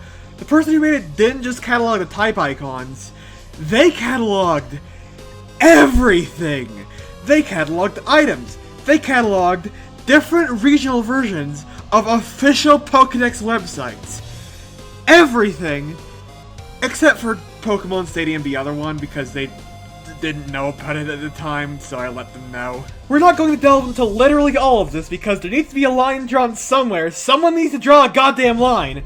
If I have nothing interesting or meaningful to say about something, I'm just not covering it. It's not going in the video. Oh, hardy fucking hard. Anyway, the fucking... So, remember what I was saying earlier? Because I don't. And I also don't know how to transition into how we're talking about items now, because we're talking about items now.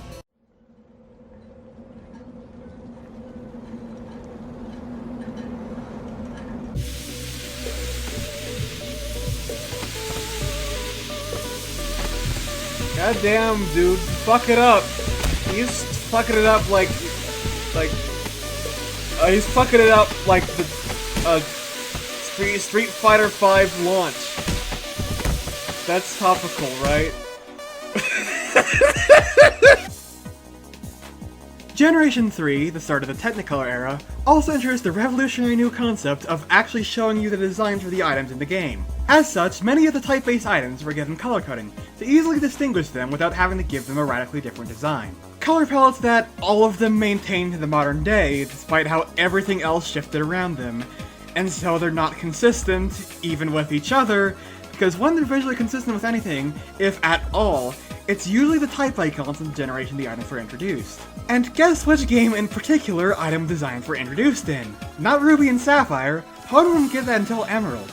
It started in Fire Red and Leaf Green, the game with the inexplicable two-color types, which means exactly what you think it does. Yep, this is the reason why the TM colors are weird. Flying is light blue and gray, Poison is pink and purple, Ground is yellow, Bug is not a thing in Fire Red and Leaf Green because it didn't have any bug TMs because prior to Gen 4 TMs were god-awful, but there was this unused palette that was also yellow, as if Ground and Electric weren't already enough, though it was quickly given a light green in Gen 4. Ghost is deep purple, Steel is light gray and dark blue, Dragon is given this Mudkip looking blue and orange, which wasn't even the colors Fire Red and Leaf Green gave to it, and Dark type was given the exact same shade of dark blue Steel type had as part of it. Additionally, Fire and Fighting retained their orange and red colors through the generations despite them not always lining up, obviously. 3 generations later, in Generation 6, the Fairy type was introduced, and a new TM palette with it. Which, by all accounts, should not be notable at all, because outside of Dianthus Floor, it should pretty solidly be pink, just pink, with no two-color shenanigans going on because that was only a Fire Red and Leaf Green thing. It should be keeping up with the standard type UI, but no! Light purple and magenta, fuck you! I lied yet again! The type colors of the items only sometimes give a shit about the colors used in the type icons of the game it's in. Sometimes it just does whatever it goddamn pleases. Take, for instance, the most of them are kinda normal, but Fire is pure red, Fighting is reddish brown, Dark is dark blue, and Dragon is fucking burgundy. Also, Flying is a very saturated cyan, but like, I should probably have pointed this out at any point before this, but Flying is kind of all over the place in terms of what exact shade of light bluish it is, which is weird because the Ice type is also a vaguely light bluish most of the time. I'm not going back and rewriting this to put this somewhere where it makes more sense. I'm putting it in the middle of me talking about the fucking plates. Also, the stone and iron plates are the colors of the type icons, so they obviously don't match anymore, and those are just the ones whose colors never ended up changing. Because I lied about that too! I get why they don't change the colors of the color-coded type items every time they decide to change the colors, because that will get really noticeable really quickly. But like, why have you not standardized this by now? Is the thing. Psychic used to be this very fairy-esque light pink, which was changed in BDSP onward to a more fitting magenta. Ground was dark brown way ahead of schedule, except for exactly once, in the Grand Underground Brilliant Diamond and Shining Pearl, the game in which it became dark brown to begin with, in which it's the color it was in the Technicolor era, a no-reason change which they changed back a month later. And then we have the biggest anomaly of them all, the Spooky Plate. What the hell is going on with the Spooky Plate, you might ask? Well, for some reason, in Pokemon Diamond and Pearl only, It's medium gray! Yes, diamond and pearl only. They changed it immediately in platinum. Bulbapedia doesn't say if they changed the underground sprites in platinum to match, but I don't care. What the hell is this? The later plates added thankfully don't have much weirdness going on outside of the legend plate existing. Okay, hold on, we need to talk about the legend plate actually. So I don't know if this is a connection that's already obvious, but I haven't heard anyone else speculating about it, so here's this little crack theory of mine. Remember what I said about how they were developing 3 games at the exact same time? That being the $60 Darkrai DLC, Pokemon Legends Arceus, and Soul Calibur 6. You know how the Indigo Disc DLC introduced a Stellar type, which was supposed to be a combination of all the types at once that sorta exists outside the rest of the types, and doesn't interact normally with the type table? And you know how Pokemon Legends Arceus introduced the Legend Plate? A plate that existed outside of the rest of the types that existed at the time, and has the power to turn Arceus into any of the other types when using Judgment, depending on what's super effective. Except for normal, but it does make it normal by default. Which also has a star on its design. A stellar design, one might call it. Again, this could be the equivalent of me telling you that it's a secret that the sky is blue. I don't know if this is incredibly obvious, but the plate's not in Scarlet and Violet, and it doesn't make any explicit connections, so I don't know. That said, while Scarlet, Violet, and PLA were developed at the same time, the Stellar type was from the DLC, so I have no idea if the Stellar type was even an idea at the time, especially with how rushed Scarlet and Violet ended up being. And since this video isn't about literary analysis, but design analysis, I can't really claim death of the author if it turns out that was a complete coincidence here, since that's not really how this works. But my main point is maybe, just maybe, the 3 people who answered the Stellar type was white were onto something. Is that the reason that they answered that? Hell no. But it is kind of neat. Maybe. And I'm probably never gonna have the chance to bring that up anywhere else.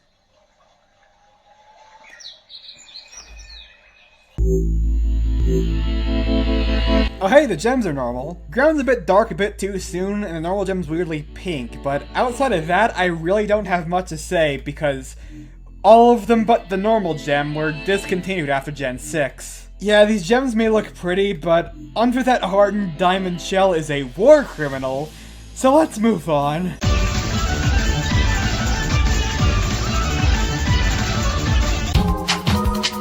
These are just the TMs again, but with a desaturated chunk taken out. A lot of these desaturated chunks don't really match the type, but they don't really need to. Like Bug with blue, Dark with burgundy, Grass with also blue, and Dragon with brown. Welcome back, Stadium JP. Next.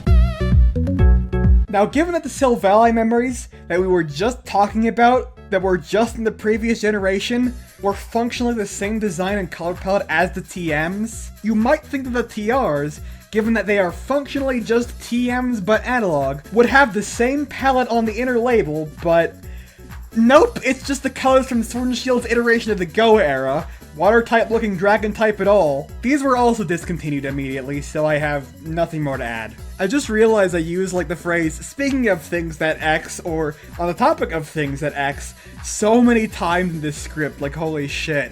But yeah, this is also definitely a thing that's gonna be discontinued immediately. Okay, finally, something interesting. The Terra shards all have the unique design choice of having multiple colors per type. 2 or 3 for all of them, except for Stellar for a reason that should be obvious. No, I'm not being a hypocrite by praising this and dunking on Fire Red and Leaf Green, compulsive force that makes me over-explain everything. When Fire Red and Leaf Green did this, it was really weird because it only did it for 6 types and repeated the colors between them, and I still don't know why the ground type looks like this, why did it look like this, but here it's actually giving secondary and occasionally tertiary colors to all of this game's standardized type colors, so this visual cohesion not only between the Terra crystals, but with the standard type colors of this game. You'd think that some of them having 3 would mean it wasn't cohesive, but given that the colors are all along these shiny polygons, it still works because all of them have a lot of different shades of the same colors anyway. For the most part, these use the colors established by the Terra era as the primary, so I'll only be going over the secondary and tertiary colors. Starting off, never mind, normal is mostly given its old beige with its new color as its secondary. Okay, whatever, ignore that. Fire secondary is yellowish orange, water gets cyan, electric lime green, and grass is the inverse, getting a yellow secondary. Ice is another shade of desaturated blue, fighting gets yellow, poison gets magenta, with surprisingly bits of green again as a tertiary. Ground, oddly enough, gets white, flying gets a bunch of shades of blue, psychic gets a bunch of shades of magenta, bug gets a minty green, rock gets purple of all colors, which is definitely a pleasant surprise. Ghost gets red, making for a uniquely pretty color combination. Also getting red as a secondary is the dark type, steel gets brown, fairy gets a few shades of pink and light gray, and stellar is obviously multicolor. Okay, all of these are multicolor, but if you thought this was gonna be a normal one, just with an extra color, nope. No, you don't know what video you're watching. You don't know what you're gonna. This is. I just muted my mic. I just muted my mic while doing that. The dragon type is inexplicably bluish, gray, and red, sharing no colors with the type icon it got in these games that it presumably only got because of the Terra mechanic. Even that's what this shard is for, because even when they try to standardize the colors, they still don't standardize the colors. I don't know why they keep forgetting that the dragon type has pretty solidly been royal blurple for years. Okay, please tell me that's it. Please tell me we're done. How are we not done? I've covered every fucking corner of this godforsaken franchise. How is this video still going? Oh god damn it! This does not count. This does not fucking count. These aren't types. These are just... I don't know what they are, but they're not types. They're types! They're types! Don't swing that thing around like that! Alright, here's a brief refresher for those of you that either don't know about contests, since they haven't been relevant since either over a decade or the $60 Darkrai DLC, depending on how you count it. Or just don't care about contest mechanics at all, because literally who does? In the Hoenn and Sinnoh games only, including the remakes, the Pokemon Contest minigame had 5 categories to rank your Pokemon in. Coolness, beauty, cuteness, cleverness, or usually translated as smartness, and toughness. You can remember this easily with the acronym CBT. Every move in the game fit into one of these conditions, except for the ones after Gen 6 because BDSP didn't have move conditions, and every Pokemon had stats for each category that most people stopped caring about the moment they evolved Feebas. The screen that displays the contest data of moves is based on the one that displays the battle data, so naturally the conditions of the moves are rendered as something that mimics the type icons. In fact, in Gen 3 at least, I don't know if it's the case in Gen 4, they just store right after the regular type icons in memory, so through a bit of hex editing, you could actually give a Pokemon these conditions as types. They don't do anything obviously, because there's no type effectiveness data for something that isn't a type, but it is pretty cool. Also, this happens if you set it to Hex 1-8. Do not set it to Hex 1-8. I forgot how Hex worked for a second. Anyway, as you've definitely seen several times in the B-roll by now, conditions also have a system of color coding. Blue for beauty, pink for cute, green for clever, yellow for tough, and red for cool. Most of the time. Okay, I will give the contest stats some props. They managed to keep this almost 100% consistent. Even with the items, even with the ribbons, even the exact positions of the conditions relative to each other in the menu thingy. But once again, the echoes of the eternal dance of red and orange seep their way into what could have been a perfectly ordered quintet. So in Generation 3, the type symbols for the conditions took on the same palette as one of the types, presumably as to not take up more palettes than necessary, since you wouldn't be seeing on the same screen anyway. Beauty took on Water's palette, Psychic for cute, Grass for smart, Electric for tough, but instead of going for the fighting type's color, Cool went for fire and was given orange. Or maybe it was also just optionally orange since the stat screen gives it that color too.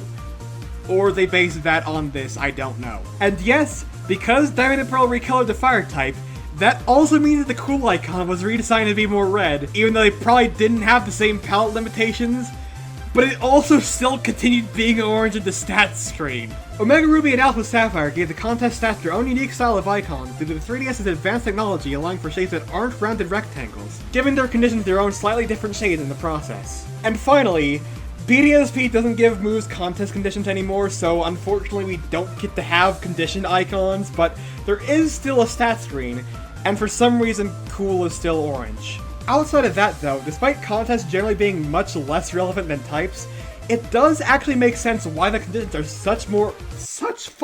read the sentence, dickhead. It does actually make sense why the conditions are so much more consistent. The key point is that there are only 5 of them compared to the type's 18, which on top of making their colors easier to remember, also made it so they are allowed to be more distinct from each other. That, alongside the fact these 5 colors are given a lot of solid grounding in the game, such as the ribbons, the Pokeblocks, and also the minis showing all of them alongside each other very prominently, it's safe to say there was much more conscious thought put into the colors of the contest conditions than the types. Really makes you think about just how much they were trying to push this at the time, as well as just how weird it is that the types are this inconsistent. They're even consistent on Cosplay Pikachu. Wait. Oh. Oh no, there's more of this.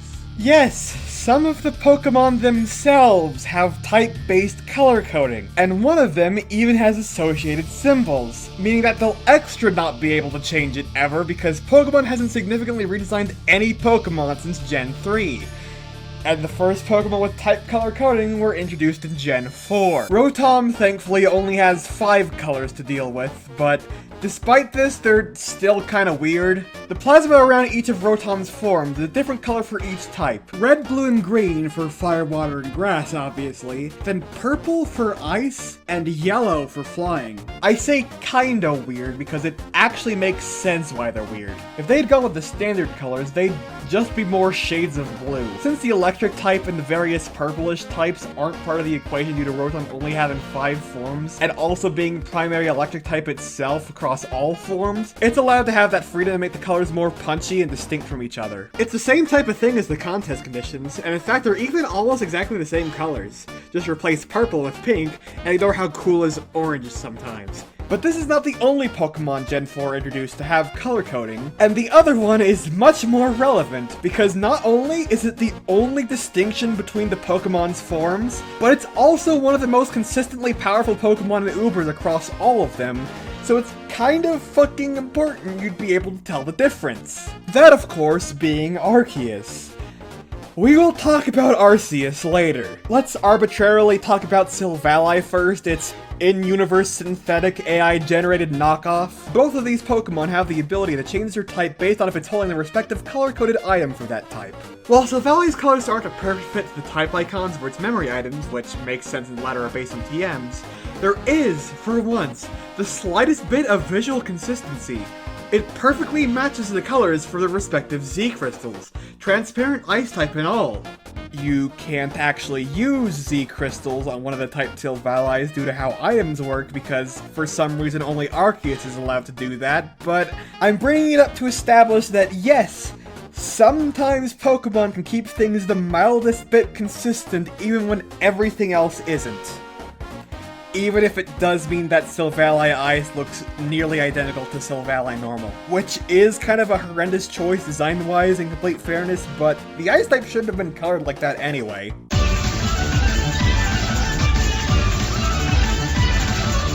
Now with that established, may I take a minute of your time to talk about Arceus? Arceus, as stated earlier, also has the ability to change its type based on if it's holding the respective color-coded item, with the difference being that it doesn't change just one color, instead changing the coloration of the fence thingy, the gem thingies in the fence thingy, and this gray bit.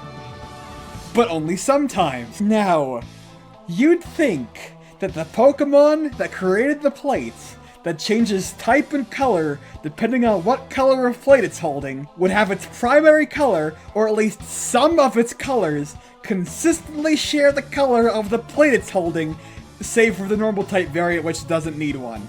You'd think that at the very least, they'd keep this consistent, right?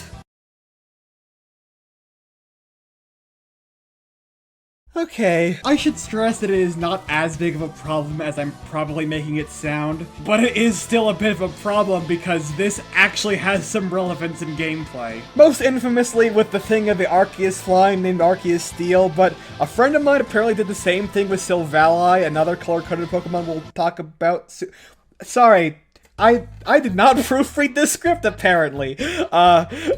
Okay, but yeah, they did that. They named it Silvally Electric. No, they named it Silvally Electric, Silvally Ground, because the type colors are so inconsistent that someone fell for it. This isn't even relevant to Arceus anymore, but my main point is that even though the electric type exists, the ground type's coloration is so all over the place that if you don't remember what colors correspond to what off the top of your head, you could reasonably assume that, yeah, yellow looks like a ground type. It's even yellowish on the Sylvally memory, due to it basing it on the TM sprites. Of course, all these forms are just named the base Pokemon by default in Showdown, so it's only a noob trap, but still, the fact that the colors are so consistently inconsistent that you can trick someone into mixing up the color coding with an actual effect to gameplay is probably a sign that something stinks on a fundamental level. Gameplay implications aside, it is still extremely weird that they didn't even bother to match up the colors of Arceus' forms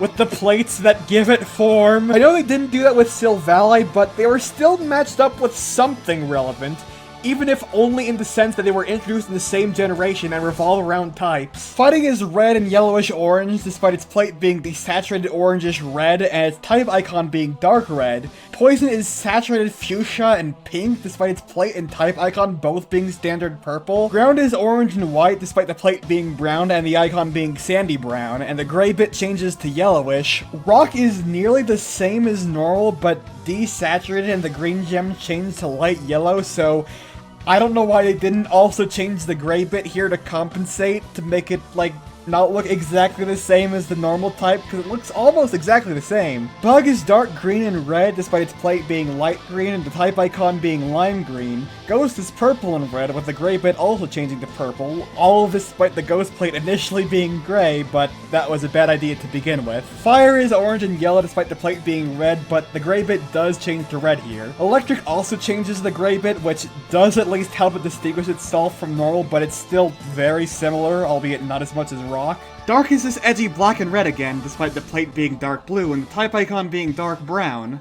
And I've saved Dragon for last again because, okay, they did remember to change the gray bit for once, but I can't stress this enough.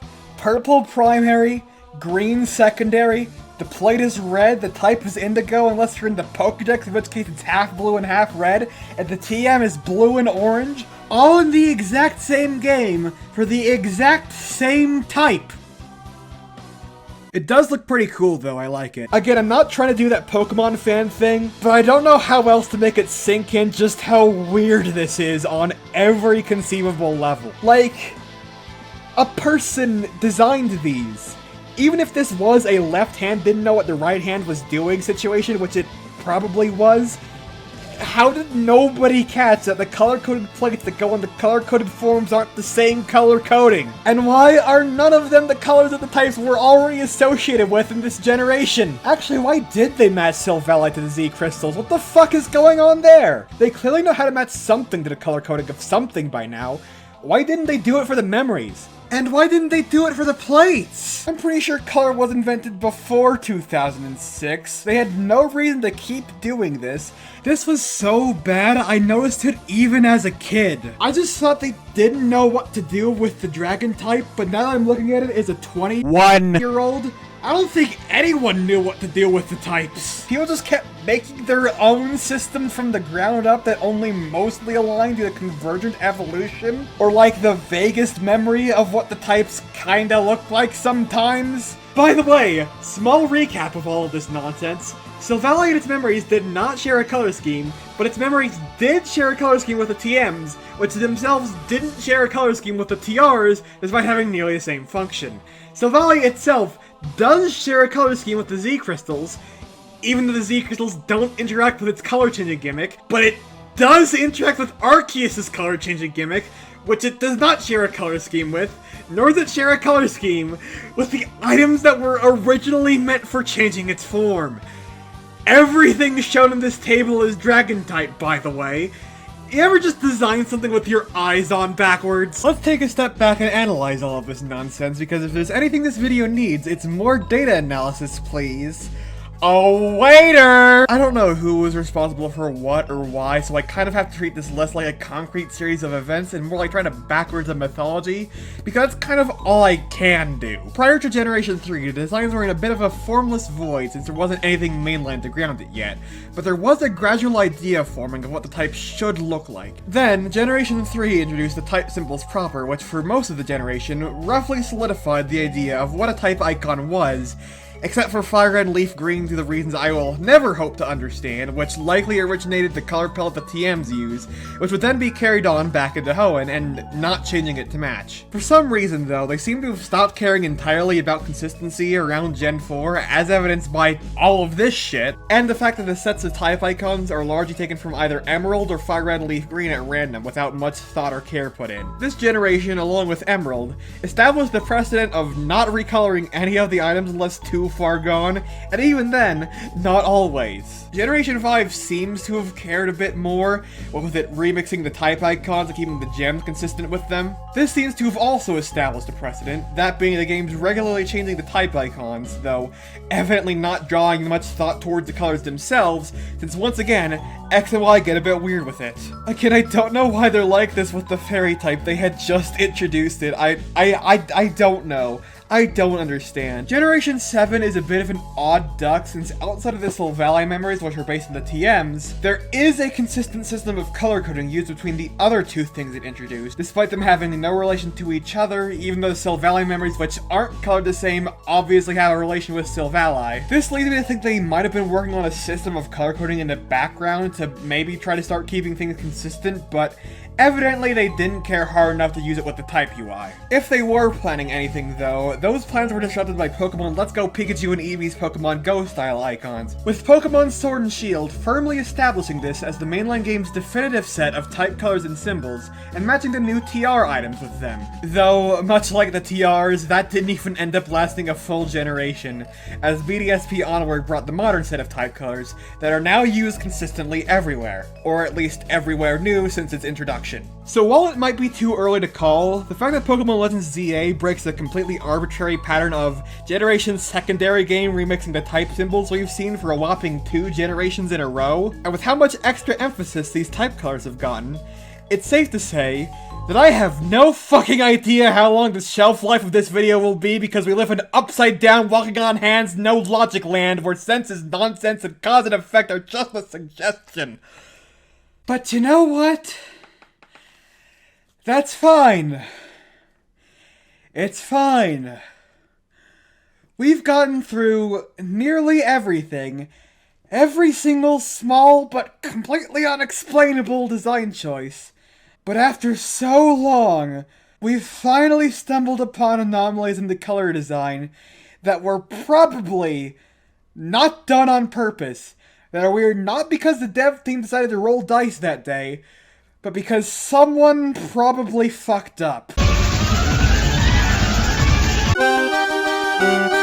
Now, you might be wondering how it's even possible to know that something is a mistake given how inconsistent the type colors are already. Well, it's not completely possible. These next two things could technically have been done on purpose, but it is extremely probable given that both of them actually have a logical through line to exactly how these mistakes could have been made, and just how weird it would be if these design choices were intentional. I think I've said yes really in the exact same cadence several times now, but yes, really. Terapagos, despite being the Pokemon behind the mechanic behind the type symbols probably changing, manages to mess this up with the type symbols on its back. And not just in an, oh looky here, normal is a bit more gray and is now a circle without nubs, and the psychic type is a wavy pentagon instead of a wavy hexagon way. No, it's a bit hard to tell what with the constant shifting and morphing of the icons, but someone fucked up here. Now, dear viewer, what I want you to do is pause the video, take your best guess as to what symbol corresponds to which, and give up because you realize that, uh-oh, the poison type is on here twice, which would be incorrect, but goddamn does it look like it. So what's actually going on here? Since there are still 18 type symbols on Terapagos' back, and since poison's there twice, That must mean that whichever type is missing was the intended type for one of these. Now go back and actually do the pausing minigame like I told you to, and that you ignored. I know you ignored it. Pause now. Okay, you still didn't do it, so I'll just spell it out for you. It's the ground type. And this is, quite literally, the missing piece. You'll notice that the symbols on Terapagos' back aren't meant to be an exact one-to-one match to their respective type symbols, instead meant to be more abstract. But these two specific types, poison and ground, are similarly formatted enough, what with the flat bit and the thing floating above it, that if they were abstractified like this, they could easily be mistaken for each other if given the wrong color. And say for instance, it wasn't colored in yet, and you didn't remember which of these symbols corresponded to what. You might not realize what color this was actually meant to be. This isn't a duplicate poison type. It's the ground type colored like the poison type. Except the poison type is also a different shade of purple. I don't know what's going on there. Some copies are monochrome. I finally got around to playing Deltarune. I don't know if it's obvious by it being all of the every music now. It is almost midnight on the 23rd of February. I have been trying to verify that it is in fact actually like this in the game, not just a weird lighting issue. I am pretty sure it is like this in the game. It's not like just a weird angle. But all I can find, I can't find anything at this specific angle. Because, nothing recorded ever shows that type icon. all I could find, this is the pinnacle of my research. What would happen if you combined The Good Dinosaur and My Little Pony? Did anyone else hear that sentence? Is that just a me thing? Am I getting the fucking sleep deprivation hallucinations again? Did anyone else hear that? Can we just verify?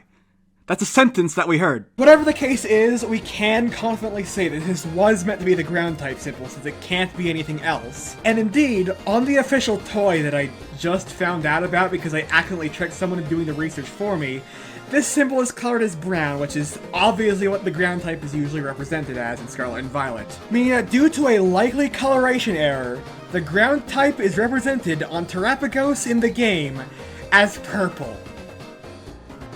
Pokemon Scarlet and Violet, everyone! Now available for the Nintendo Switch series of consoles! Also, ignore the Dreamcatcher. That's not part of the puzzle.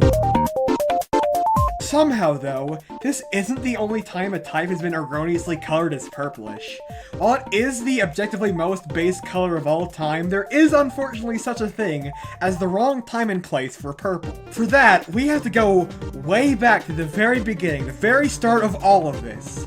And by that, I mean the Gen 4 in-battle icons, which is nowhere near the beginning, but back to the mid-2000s to early 2010s doesn't have the same oomph to it. Yeah, I forgot to mention there's usually UI elements around the types that are almost always the same as the type color with very few exceptions, like it being brown for normal sometimes. There is almost nothing to say here for any of these, except for one. If you go back to the color decks, it lists most of these miscellaneous UI colors, most of which are uninteresting, with a couple of anomalies here and there with the types that have already been nailed down as not nailed down, or slight weirdness with the exact hue or shade used, like Bug being a bit more mustard yellow, or Ghost being a bit more red, which really doesn't matter. But again, there is exactly one exception at the very end with the Heart Gold and Soul Silver attack icon for the question mark type, the very last game it would appear in, and an asset only used for a single move. Oh, so that's what shit gray means. Yeah, this was so notable given that literally the rest are either teal or whatever the hell Fire Red and Leaf Green is doing, including the unused Arceus sprite. But despite there being nothing to nail down this type due to extra not being anything even more so than the dragon type, the color dex notes this specifically as being weird, which it doesn't do for anything else anywhere. It says Heart Gold and Soul Silver. It's like this for the rest of Gen 4 also. So how exactly do I know that this is a mistake? Even though it's unorthodox, purple is still usually chosen as the color for mysterious stuff. That's why Ghost and TCG Second were given their colors anyway. Well, buckle up, because I have much much more to say about a color being wrong than I normally do, and I am pretty sure that nobody else has discovered this. Now, I don't remember how the hell I figured this out exactly. This was like over a year ago, and I haven't had the opportunity to share this. But it had something to do with how Pokemon Essentials uses these specific sprites for the battle UI. I realized the coloration used here was a bit weird, so in order to fix it, I went into the hue saturation thingy, and I noticed that the color used is 180 color degrees away from the color that you would expect. Not only is this color wrong, it's exactly wrong. And that raised a little suspicion. That doesn't explain anything on its own though, since it'd be a little weird they accidentally inverted the hue. It doesn't make all that much sense. So let's take a closer look at the colors before and after to see if that answers anything. If you look at the RGB values for the purplish color and the teal color, you'll see that the red and green values are exactly the same, but swapped.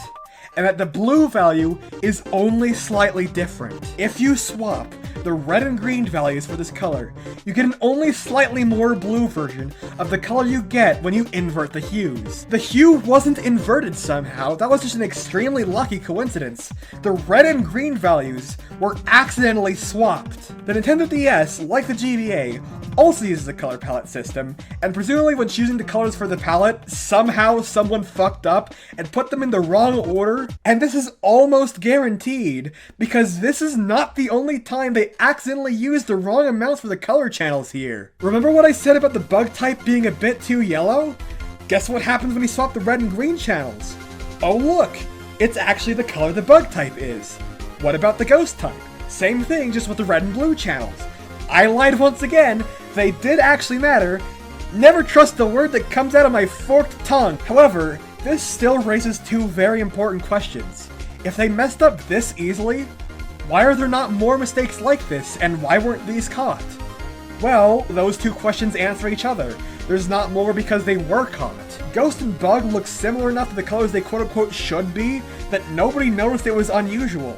Why would anyone be so meticulous to match every instance of every color to every other instance and notice this is a slightly weird shade? Most people have better things to do than that, which is why I'm the one making this video. And while the question mark type's weird coloration here is noticeably different, well, the question mark type itself is not noticeable. Because remember, this type was only used on a single move in the entire game, so there's a good chance that none of the playtesters even saw this sprite in the game. And even if they did, they might not have noticed it was weird because, like, it's the question mark type.